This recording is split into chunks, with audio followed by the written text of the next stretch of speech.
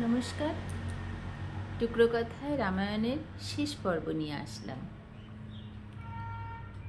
গতদিন বলেছিলাম যে লঙ্কা থেকে সীতাকে নিয়ে রাম রওনা দিয়েছে অযোধ্যার উদ্দেশ্যে। আর ভরতের কাছে খবর পাঠিয়েছে যে এখনো কি ভরত, এইটা জানার ইচ্ছায় যে এখনো কি ভরত চায় যে রামই রাজা হোক, নাকি তার রাজা হয়ে থাকতেই বেশি মনোবাঞ্ছা। যা হোক, হনুমান সব সংবাদ নিয়ে রামকে দিয়েছেন। এবার অযোধ্যায় ফিরে এসেছেন। সবাই খুব খুশি, খুব আনন্দে সকলে সীতা রামকে বরণ করে নেয়।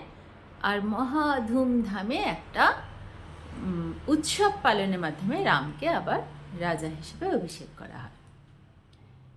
এখানে ঋষি বাল্মীকি রামায়ণের এই অধ্যায়টা লেখার পরে যে কথাটা কনক্লুশন হিসেবে দিয়েছেন আর কি, কোনো গল্পের শেষে কোনো একটা সুখে সমাপ্তি, এরকম কোনো গল্পের শেষে আমরা কি দেখি, এবার তারা সুখে শান্তিতে থাকতে লাগলো, আমার গল্পটি ফুরোলো, এরকম টাইপের কথা। তাই এইখানেও মানে উত্তরকাণ্ডের আগে এখানেও ঠিক একই রকম রামায়ণে দেখা যাচ্ছে যে রাম সীতা পৌঁছে গিয়েছে। এরপর তারা সুখে শান্তিতে থাকতে লাগলো। 11,000 বছর ধরে রাম রাজত্ব করেছে।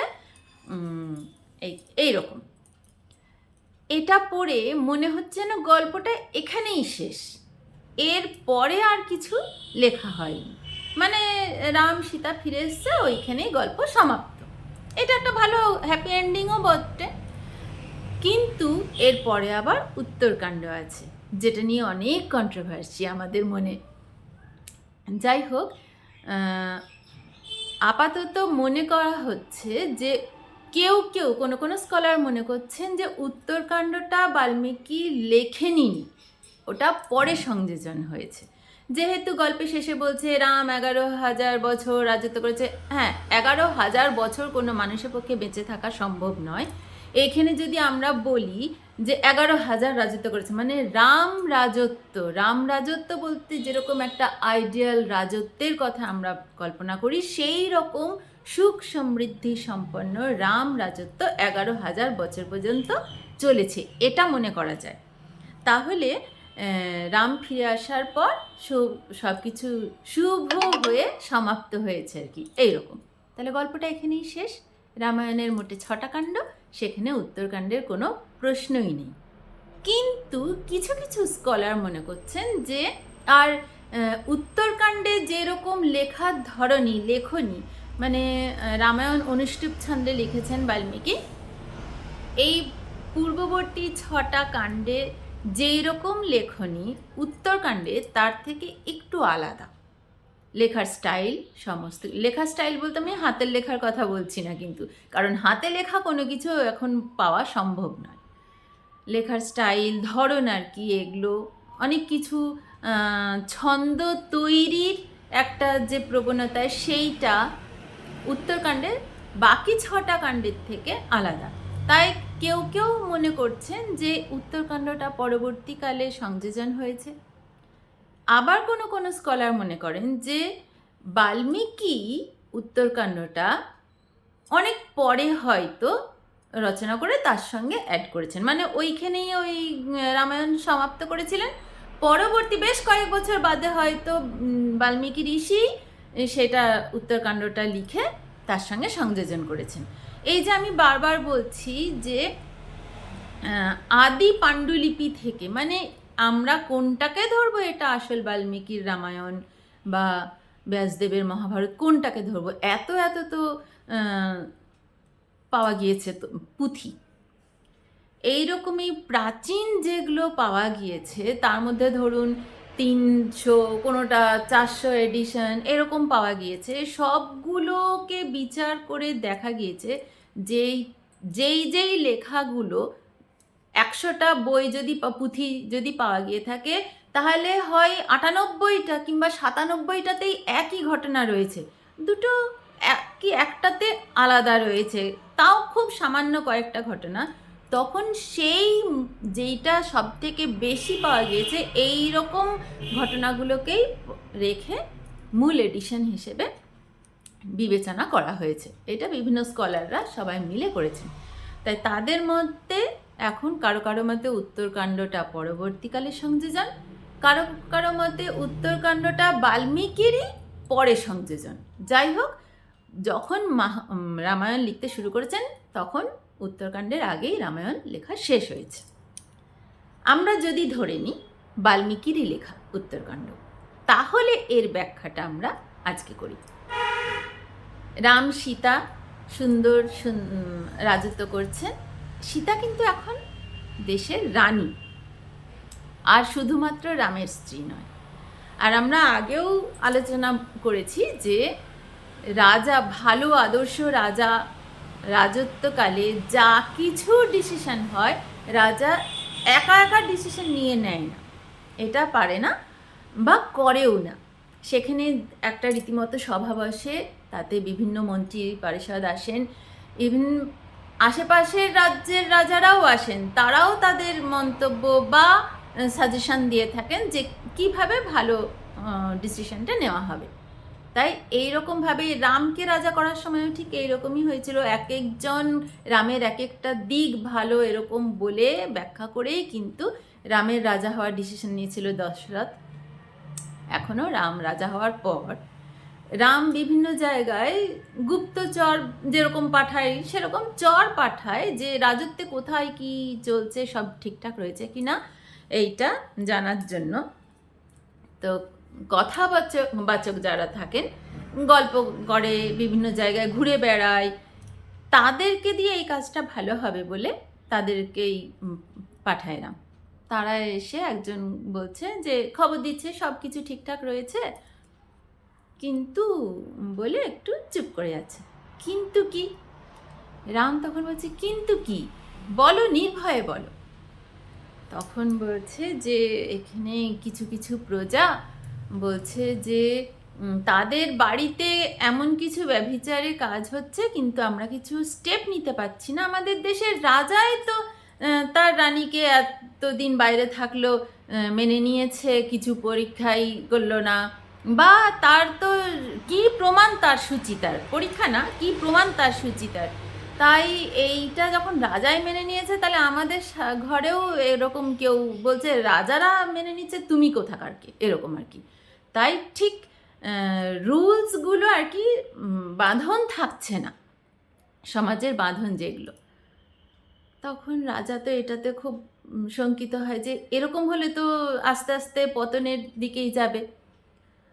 তখন সীতাকে না জানিয়ে নয়, সীতাকে নিয়ে মিটিং করে সমস্ত সভা পরিষদ নিয়ে বসেই যে বলেছে তাদেরকেও এরকম ডেকে জিজ্ঞেস করে, সত্যি সত্যি কিছু নারী ব্যভিচারের মতো কাজ করছে, আবার তারা এরকম গলার জোর দিয়ে বলছে রানীই তো থাকলো এতদিন আর কি, তাহলে আমি কেন থাকতে পারি না, এরকম। তখন ডিসিশন হয়, সীতাও এই ডিসিশনে সম্মতি দেন যে তাকে অরণ্যে গিয়ে এবার থেকে সীতা বাস করবে। তাই উত্তরকাণ্ডে সীতাকে ত্যাগ করা না জানিয়ে এমন কিন্তু নেই। যদি বা ওটা বাল্মীকির রচনা নাও হয়, তাও এমন নেই যে সীতাকে না জানিয়েই জঙ্গলে পাঠিয়ে দিয়েছে, গিয়ে ওখানে জানতে পারছে যা নিয়ে যাবে না, এরকম নয়। সীতাকে জানিয়েই, মানে একটা সর্বসম্মতভাবে একটা পার্লামেন্টারি মিটিং হয়ে ডিসিশন নিয়ে সীতাকে আশ্রমে পাঠিয়ে দেওয়া হয়। তখন সীতা গর্ভবতী ছিল, এটা রাম জানতেন না। যাই হোক, এই কাজ করতে লক্ষণ তো একদমই সায় নেই, এত মানে কিভাবে সীতাকে আমি ছেড়ে আসবো, কিন্তু এই দায়িত্বটা লক্ষণকেই পালন করতে হয়েছিল। সীতাকে অরণ্যে ছেড়ে এসেছিল, এটা আমরা জানি। এরপরে বাল্মীকির কাছে তো লবকুশের জন্ম হয়, তাদের লালন পালন হয়, সব কিছু হয়।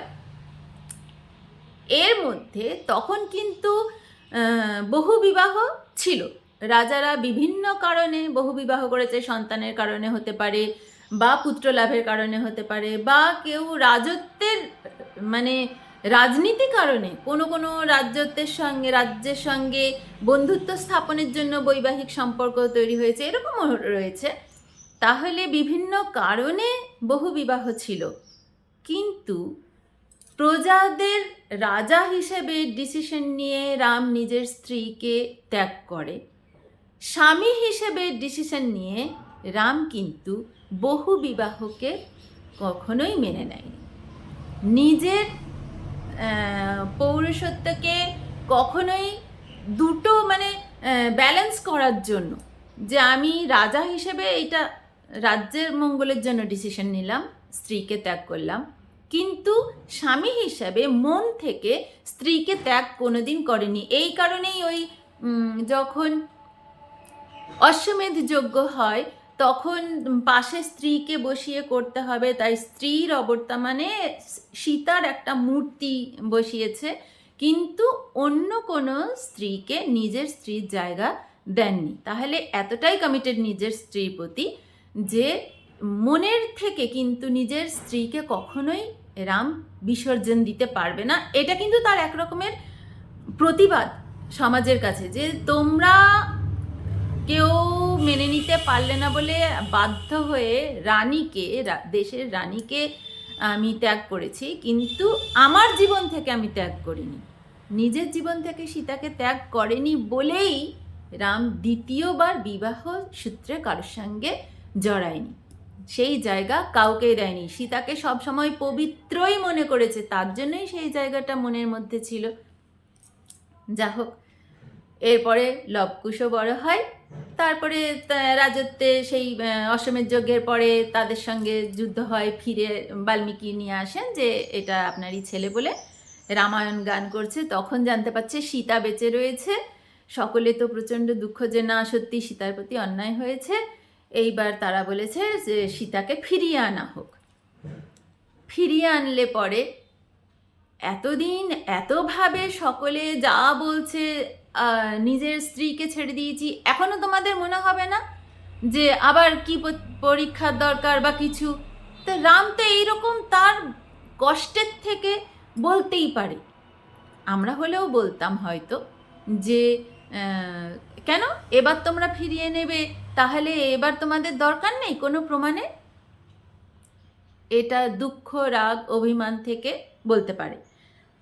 আমাদের দায়িত্ব কি, যে আমরা আমাদের সঙ্গে তুলনা না করে জাস্ট কাহিনীতে যা রয়েছে সেটার আলোচনা করি। কারণ যেই কাহিনীটা নিয়ে আমরা এত কন্ট্রোভার্সি করছি, এত আলোচনা করছি, সেটা প্রায় ৭,৫০০ বছর আগে, এখনো পর্যন্ত প্রমাণিত ৭,৫০০, এর প্রাচীনও হতে পারে। ৭.৫ বছর আগে আমাদের জীবনের কোনো ঘটনা আমরা যেরকমভাবে চলতাম এখন হয়তো সম্পূর্ণ পরিবর্তন হয়ে গিয়েছে। তো ৭,৫০০ বছর আগে সামাজিক একটা পরিস্থিতির সঙ্গে নিজেদের তুলনা আমরা কি করে করব? এর থেকে বোকামি বোধহয় আর কিছু হতে পারে না, যে আমার সিচুয়েশনের সঙ্গে আমি রাম সীতার সিচুয়েশনকে গুলিয়ে তুলনা করে তাদের দোষ গুণ বিচার করবো। আর তাদের দোষ গুণ বিচার করার তো কিছু নেই। আমরা ইতিহাস পড়ি, যেই ঘটনা পরিপ্রেক্ষিতে এগুলো হয়েছে, তাহলে তার থেকে শিক্ষা নেওয়ার জন্য। এখানে রাম যে কারণেই হোক সীতা ফিরে আসার পর যখন বলেছেন যে তাহলে এতদিন তোমাদের যখন মনে হয়েছে বারবার পরীক্ষার দরকার, তাহলে এখনও তো সীতা আরেকবার এসছে, আরেকবার পরীক্ষার দরকার নেই। এইরকম একটা প্রস্তাব ওঠার পরে সীতা নিজের ডিগনিটিকে ধরে রাখার জন্য বলেছে অনেক হয়েছে, আর নয়, আর কোনো পরীক্ষা দিতে আমি বাধ্য নই, কারো কাছে কোনো রকমের জবাবদিহি আমার দায়িত্বে নেই। এবার আমি নিজের মায়ের কাছে ফিরে যাব বলে ভূমি মাতাকে আহ্বান করে মাটির তলায় আবার চলে যায়। এই গল্পের শেষ কাণ্ডটা আমরা যদি বা বাল্মীকি ঋষিরই রচনা ধরে নিই, তাহলে সেখানে আমাদের সত্যি বেদনার জায়গা যে সীতার ওপর অবিচার হয়েছে। আর যদি না ধরে নিই তো কোনো প্রশ্নই আসে না। যদি ধরেও নিই রাম কোথায় ভুল করেছে, এর থেকে তো আমরা শিক্ষাও নিতে পারি। শুধু শুধু তাকে অকারণ সমালোচনা করে যে রাম ভালো স্বামী না, রাবণ ভালো তো বলতেই পারি না, যেটা আমরা সচরাচর করে থাকি। যাই হোক, রামায়ণের গল্প এখানেই শেষ হলো। এবার আমার সব থেকে প্রিয় বিষয় মহাভারত নিয়ে পরে আসছি। ধন্যবাদ।